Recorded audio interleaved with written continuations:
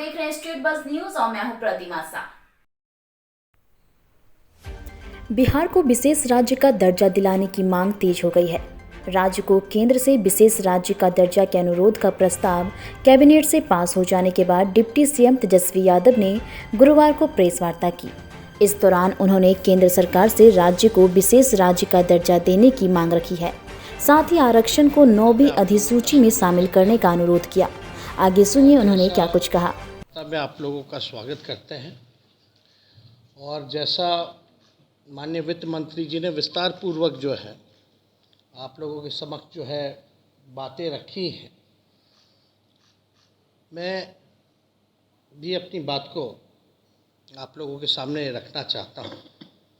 देखिए, बिहार ने हमेशा देश को दिशा दिखाने का काम किया है और हम लोगों की शुरू से ही मांग रही है, माननीय मुख्यमंत्री जी की, हम सब लोगों की रही थी कि देश भर में जातीय जनगणना होनी चाहिए। हम सब लोग, सभी दल के लोग जो है प्रधानमंत्री जी से मिले, लेकिन वहाँ से कुछ हुआ नहीं। तो तय यही किया गया था कि हम लोग अपने बलबूते राज्य सरकार जो है कराएंगे। और माननीय मुख्यमंत्री जी को धन्यवाद दिया जाता है कि एक ऐतिहासिक दिन जो 2 अक्टूबर का रहा, जो बापू का जन्मदिन हम लोग मनाते हैं, उस दिन जातीय आधारित गणना कि जाति की क्या स्थिति है वो जो है सरकार द्वारा पेश किया गया। और जब विधानसभा का सत्र पिछला चल रहा था तो पूरा रिपोर्ट जो है आप लोगों के समक्ष जो है रखा गया। उसमें शैक्षणिक भी है, आर्थिक स्थिति भी है, सामाजिक स्थिति भी है।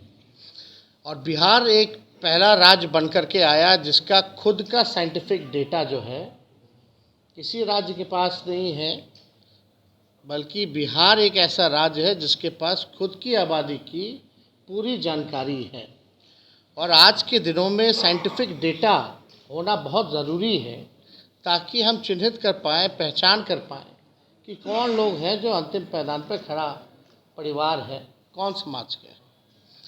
तो ये डेटा आप लोगों के सामने आ ही गया था, जिसमें कि लगभग जो है आप देखिएगा कि उसमें स्थिति जो है सारी स्पष्ट कर दी गई है। तो हम आंकड़ों में ज़्यादा जाना नहीं चाहेंगे, लेकिन जब पेश किया गया तो हम लोगों का, सरकार की यही सोच थी कि what will be the next, अगला हम क्या करेंगे।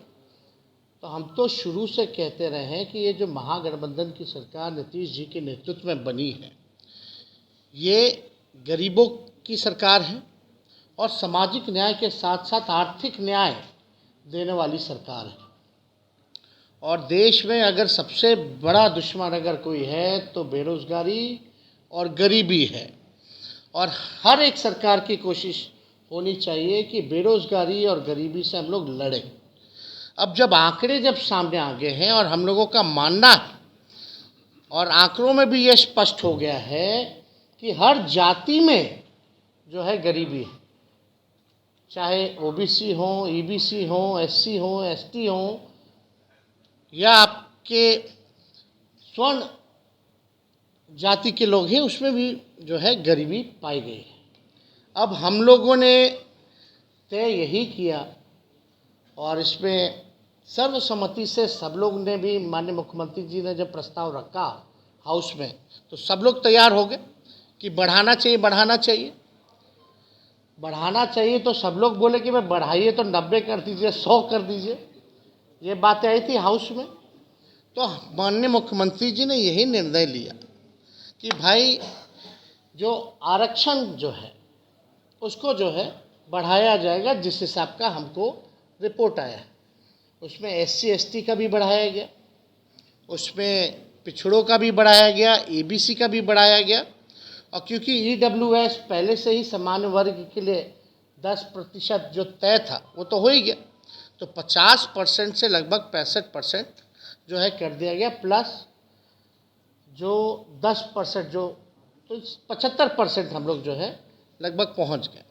अब हम लोगों को क्या करना है, कल्याणकारी योजनाएं हम लोग लाएं। अब हम लोगों को पता है कि कौन भूमिहीन है, ज़मीन नहीं है जिसके पास, तो उनके सहायता के लिए माननीय मुख्यमंत्री जी ने ये भी पेशकश की कि उनको भूमि खरीदने के लिए हम लोग जो है 1 लाख रुपए की सहायता जो है करेंगे, 60,000 से 1 लाख तक पहुंचा देंगे। अब जिसका झोपड़ी है, घर नहीं बन रहा, उसको भी 1,20,000 हम लोग जो है देंगे। दूसरी ये बात, तीसरी ये थी कि भाई अब जिनके परिवार जो 94 लाख जो गरीब परिवार है, जिसके पास रोज़गार नहीं, नौकरी नहीं, उनको नौकरी के लिए विशेष सहायता के लिए 2 लाख रुपए की सहयोग हम लोग करेंगे। तो दो बातें आगे, हम लोग ये चाहते हैं कि जब सर्वसम्मति से, जब किसी ने विरोध नहीं किया और सबको इच्छा है कि आरक्षण की सीमा बढ़ाई जाए, तो कैबिनेट ने ये निर्णय लिया कल माननीय मुख्यमंत्री जी की अध्यक्षता में कि भाई कोई पेच ना फंसे। जिस हिसाब से जब हम लोग जातीय आधारित गणना करा रहे थे, कई पेच आए सामने, इतने आसानी से नहीं हुआ, काफ़ी दिन विलंब रहा, लोगों को लाभ पहुंचाने में हम लोगों को दिक्कत हुआ, रिपोर्ट पेश करने में दिक्कत हुआ। देश दुनिया की खबरों से अपडेट रहने के लिए देखते रहिए स्टेट बज़ न्यूज। धन्यवाद।